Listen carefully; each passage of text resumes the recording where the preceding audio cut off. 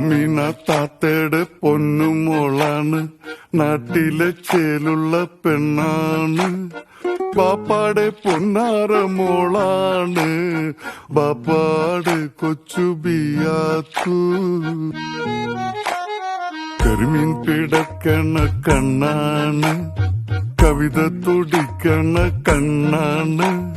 കരളില് മുന്തിരിച്ചാറ് നിറയ്ക്കണൊരഴകിന്റെ പൊന്നുളി മുത്താണ്.